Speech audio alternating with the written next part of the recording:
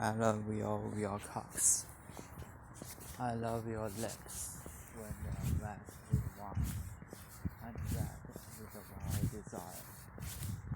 I love your eyes when the love lies lit with a passionate fire. I love your arms when the warm wet flesh touches mine in the long embrace.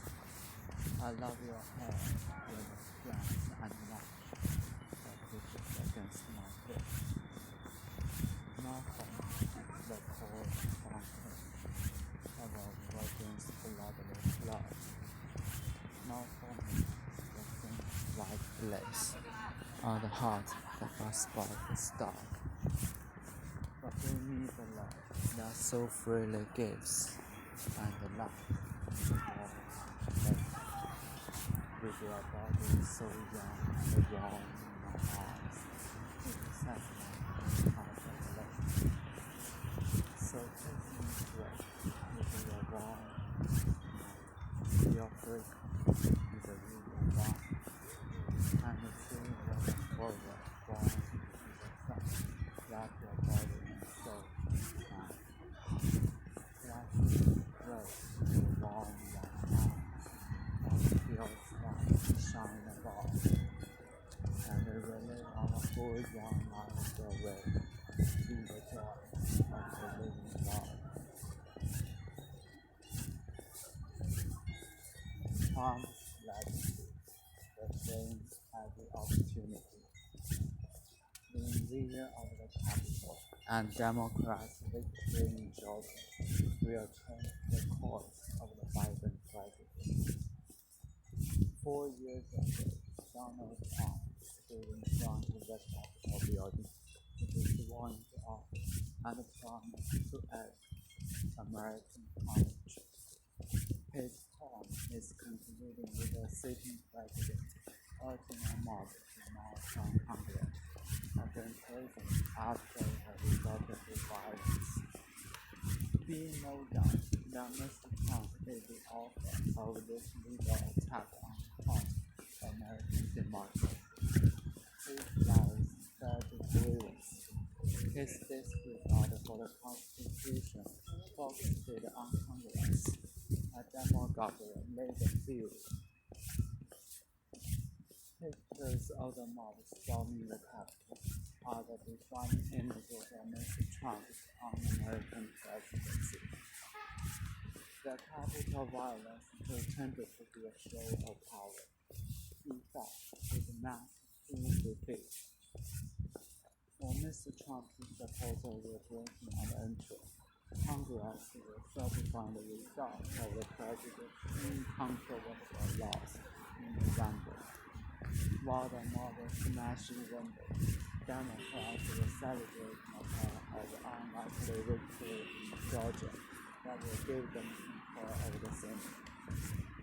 The mob's prayer is overwhelming throughout the Republican Party and will find itself in opposition.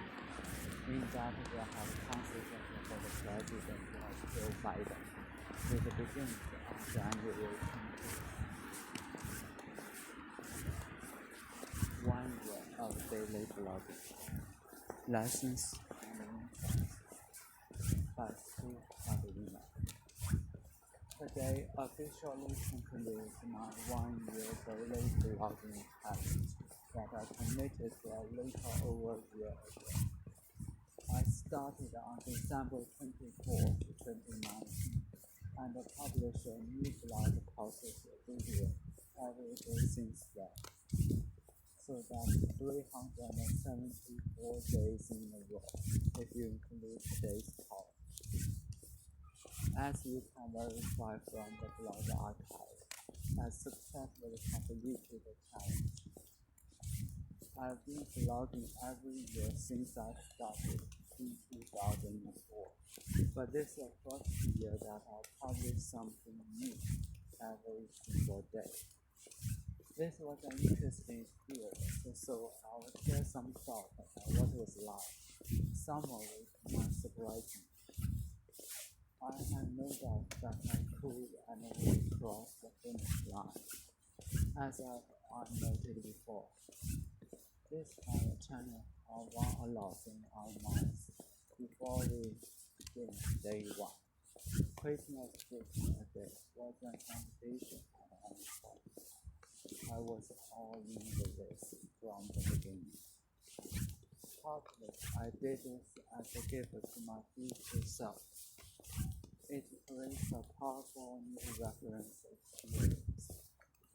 I now know what it's like to publish something every day for more than a year. And for the rest of my life, I always know that I'm capable of at least that much.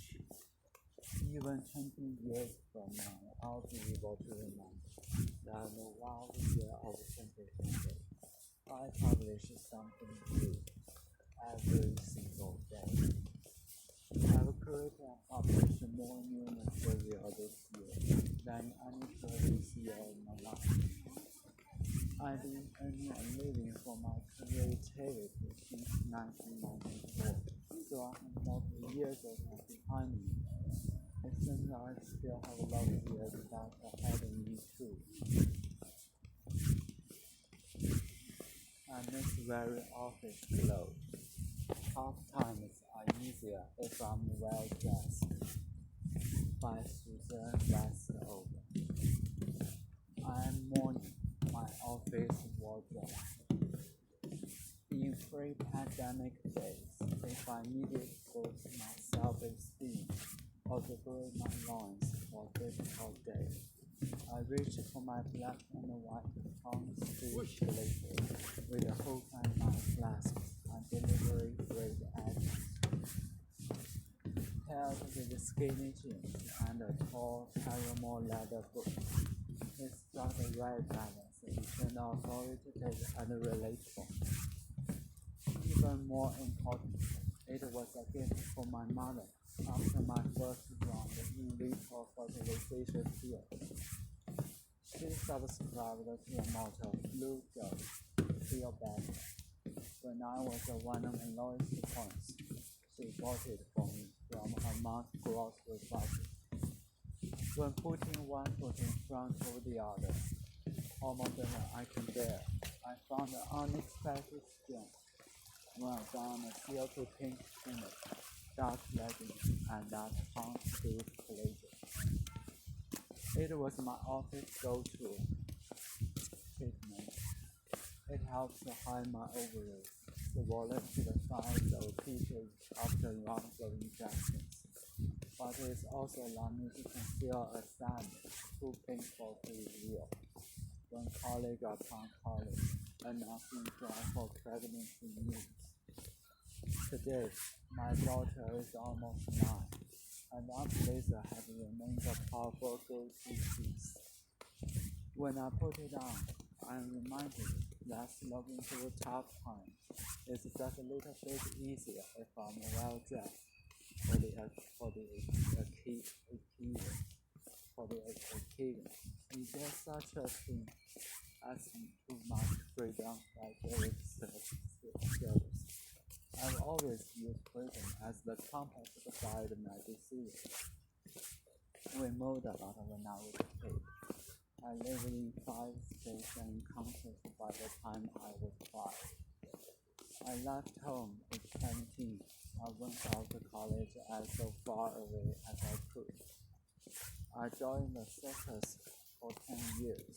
Then I quit my last job in 1992, wanting to make a living making music and never have a job again. A few years after I started my company, I dedicated all of my responsibility, making myself unnecessary to the operation of my company, so that I was free to go live anywhere and do anything. One email was filtered by customer service staff, hardly any needed my personal line. Do this without checking email. I gave away most of my stuff, including my entire reporting studio, to my employees, so all I had left was enclosed on my laptop, free to travel lightly. I moved to London for a year, just because I could. I hardly told anyone else I was gone. Most people thought I was still important. Then I went to San Francisco for a few months, India for a month, and Iceland for a month. Friends back home would say, "So what did you do when you went to Iceland?" I would say, "Same thing as you, same thing as anyone else. Just programming, working, writing, reading, living the laptop life, location agnostic. I had done it. I reached the final destination of my lifelong pursuit of freedom. Awesome and overwhelming. So, wow, now what? Where do you go when you can be anywhere and don't have to be anywhere? What do you do when you can do anything and don't have to do anything? What if you have no time, nothing holding you to any one place? What if you had unlimited plane tickets? What if you never had to work again? Is there such a thing as too much freedom?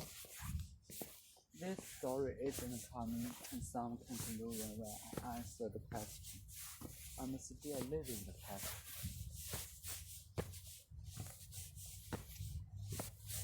Why don't we forget how to ride a bike?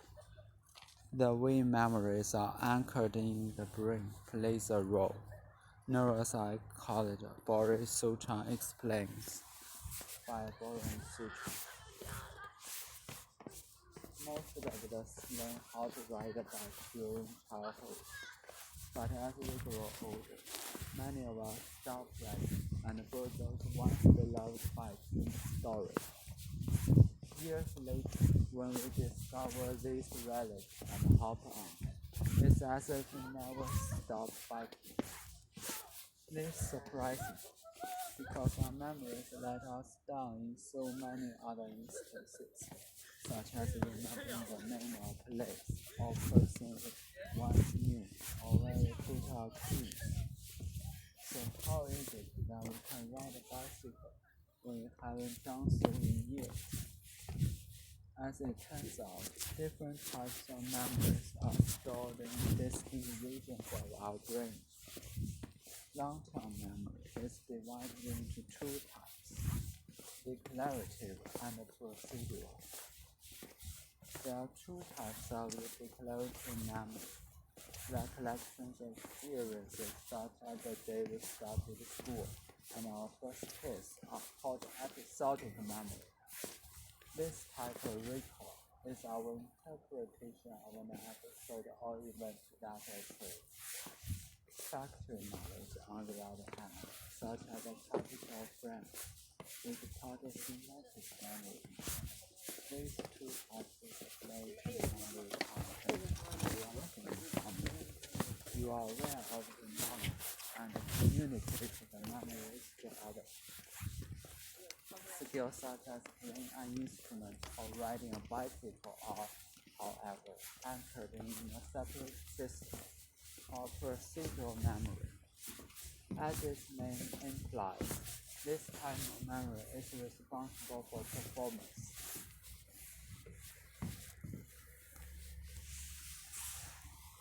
The Year, Bella Wheeler Wilcox. What can be said in New Year rhymes that's not being said? Come, the old years go, we know, we dream. I had no idea how to read boy, so I read them by Lauren Bates. Coming from a Southern military archer family, I was a bit scant of ideas how to read the song. I was neither athletic nor mechanical, and people seemed to think these were primary requirements for relating to a boy. Since our relationship with books had been a defining thread in my life, it was not writing that my vision of motherhood soon came to share reading. Reading aloud was about recommended for both parenting and something that I could definitely do. It turned out, however, that I didn't write how much I had set myself up for. Reading seemed to be exactly suited to my older son, a boy who didn't sleep, want to be held around the clock, and liked to observe things. I read all the exercise books, the night moon, the night thriller, the very hungry caterpillar, and Dr. Seuss. I had not tasted a great thirst for repetition. Even now, when he is in graduate school, I can repeat the whole passage of my steam shower cup. And I developed a taste. I found myself immersed in more sensibility, Home Depot catalog, his grandfather's novel Greenland, or National Geographic magazines. His younger brother's path toward literature was a little more winding. On early work on the household destroyer, read aloud to my auxiliary later channels and run such as swap books, articles and cooking pans off the shelf. His case of a more active and technical, running to repeatedly raise of everywhere books and the captain and the bands. I had no idea how to raise boys, so I read them by Lauren Books. Coming from an essentially matriarchal family, I was a big fan of ideas on how to raise a son. I was neither athletic nor mechanical, and people seemed to think that these were primary requirements for relating to a boy. Since my relationship with books defining thread in my life, it was not surprising that my visions of motherhood soon came to share reading. Reading aloud was both recommended for good parents and something that I could definitely do. It turned out, however, that I didn't quite realize how much I had signed up for. Reading seemed to be exactly suited to my older son, a boy who didn't like to sleep, wanted to be held around the clock, and liked to observe things. I read all the expensive books, the night moon, the night thriller, the very hungry caterpillar, and Dr. Seuss. I had not perhaps anticipated for repetition. Even now, when he is in graduate school, I can repeat the full passage of Michael Morgan and steam shower by heart. And that developed its own taste. I found myself in a more with Home Depot catalog. His grandfather's novel Greenland, or National Geographic magazine. His younger brother's path toward literature was a little more winding, and early work on how to hold this joy. I found myself reading aloud in magazine little corner while he ran circles and swap books, articles, and cooking vans off the shelf. His case is more active than technical, running to repeated race of everyone books and the captain on the path. I had no idea how to raise boys, so I read to them by Lauren Bates. Coming from an essentially matriarchal family, I was a big fan of ideas on how to raise a son. I was neither athletic nor mechanical, and people seemed to think that these were primary requirements for relating to a boy. Since our relationship with books had been defining thread in my life, it was not surprising that my visions of motherhood soon turned to share reading. Reading aloud was both recommended for good parents and something that I could definitely do. It turned out, however, that I didn't quite realize how much I signed myself. Reading seemed to be exactly suited to my older son, a boy who didn't physically wanted to be held around the clock and like to observe things. I read all the respectable Good Night Monkey, Good Night Gorilla, The Very Hungry Caterpillar, and Dr. Seuss. I had not passed and hesitated thirst for repetition. Even now, when he is in graduate school, I can repeat the whole passage of my Mulligan and Steam Travel by heart, and thus developed on taste. I found myself immersed more essential to nature. Home Depot catalogs, his grandfather's novel magazines. His younger brother's path toward literature was a little more winding. An early work on the household destroyed. I found myself reading aloud to my indifferent little son while he ran in circles and swept those tight clothes and cooking cans off the shelves. His taste was more edgy than technical, running to repeated reads of Everyone Cooks and Captain Underpants. I had no idea how to raise boys, so I read them by Lauren Day. Coming from an essentially matriarchal family, I was a bit scant of ideas on how to raise a son. I was neither athletic nor mechanical, and people seemed to think that these were primary requirements for relating to a boy. Since my vision was being spread in my life, it was not surprising that my vision of motherhood soon turned to share reading. Reading aloud was both recommended for good parenting and something that I could definitely do. It turned out, however, that I didn't quite realize how much I signed myself up for. Reading seemed to be exactly suited to my older son, a boy who didn't like to sleep, wanted to be held around the clock, and liked to observe things. I read all the respectable Good Night Monkey, Good Night Gorilla, The Very Hungry Caterpillar, and Dr.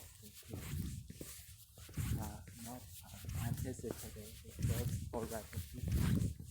Even now, when he is in graduate school, I can repeat the whole passage on my Mulligan and his steam shower by heart, and thus developed a strong taste. I found myself immersed in more essential literature, home deeper lessons,